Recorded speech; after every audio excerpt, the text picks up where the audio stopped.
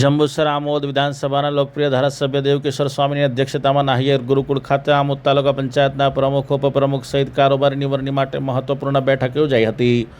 ભારતીય જનતા પાર્ટીના મેન્ડેટ અનુસાર આજરોજ આમોદ તાલુકા પંચાયતના પ્રમુખ તરીકે રાજદીપસિંહ દાયમા, ઉપપ્રમુખ તરીકે વિજયભાઈ ઠાકોર, કારોબારી અધ્યક્ષ તરીકે કાજલબેન પટેલ, દંડક તરીકે મનહરભાઈ ગોહિલ તેમજ પક્ષના નેતા તરીકે રમેશભાઈ રાઠોડની સર્વાનુમતે વરણી કરવામાં આવી હતી। આ પ્રસંગે ભારતીય જનતા પાર્ટીના કાર્યકરોમાં ભારે ઉત્સાહ અને ઉજવણીનો માહોલ જોવા મળ્યો હતો। કાર્યકરોએ નવા હોદ્દેદારોને શુભેચ્છાઓ પાઠવી વિકાસના નવા અધ્યાયની આશા વ્યક્ત કરી હતી।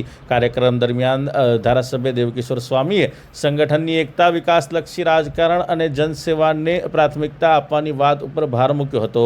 આ શુભ અવસરે જિલ્લા પંચાયતના સભ્યો, સરપંચો, તાલુકા પંચાયતના આગેવાનો તેમજ મોટી સંખ્યામાં ભાજપના કાર્યકરો ઉપસ્થિત રહી કાર્યક્રમને ભવ્યતા બક્ષી હતી। સંગઠન મજબૂત તો વિકાસ મજબૂતના સંદેશ સાથે આમોદ તાલુકા પંચાયત હવે વિકાસના નવા માર્ગે આગળ વધશે તેવી આશા વ્યક્ત કરવામાં આવી હતી।